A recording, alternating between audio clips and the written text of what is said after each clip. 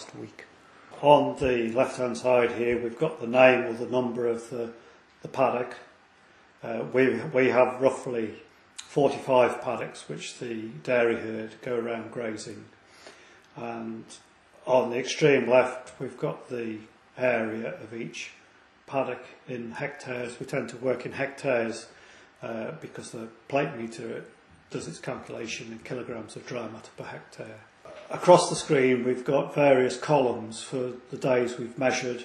Here, starting on the 17th of June this year, going across to the 28th of July this year.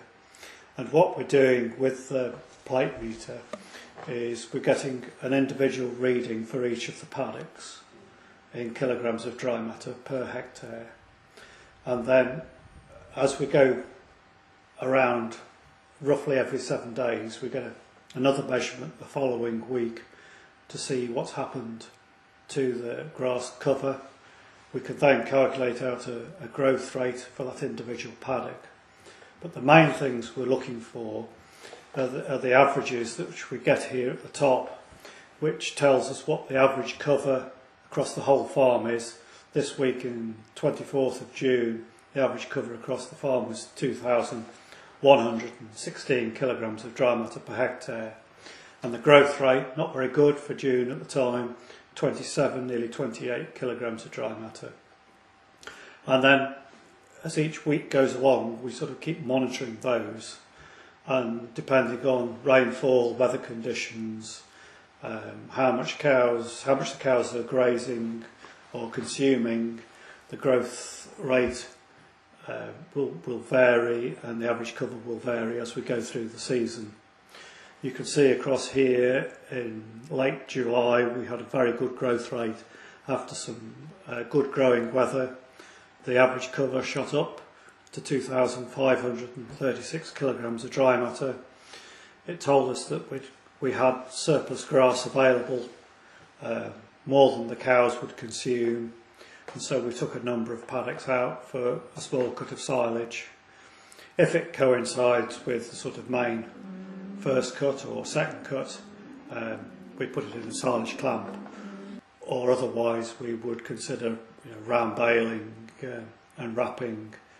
After we've taken all the measurements across all the paddocks and inputted them into the computer, we can produce this graph which puts the paddocks in order of those with the highest covers at this end, where you can see the kilograms of dry matter here up this axis. This paddock at the top here having just over 3,000 kilograms of dry matter per hectare. And moving across to the right, which are the paddocks that we've just grazed, which the one here at the lower end has somewhere around 1,600 kilograms of dry matter after it has been grazed. And then we've got a line, a target cover line if you like, which runs from left to right, and ideally we're looking for all the bars to be sort of meeting up with this target cover line. And we can see here that we've got one or two paddocks at this end that are starting to get above that target cover, which is telling us that grass is probably growing faster than the cows are consuming it.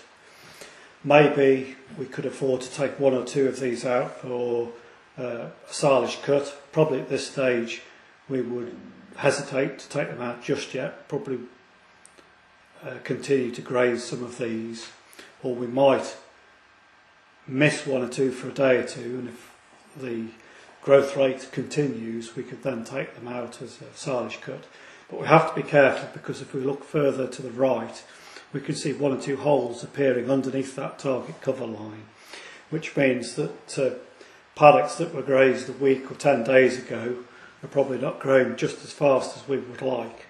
They're starting to fall below the line, which means we could be going into a period where grass growth is lower than what the demand of the cows is, and so therefore we would be reluctant to immediately take out the surplus covers until a later date, and just keep monitoring the situation.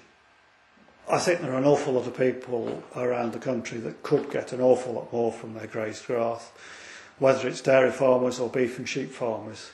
Some form of rotational grazing and monitoring and managing that grass growth correctly through the season.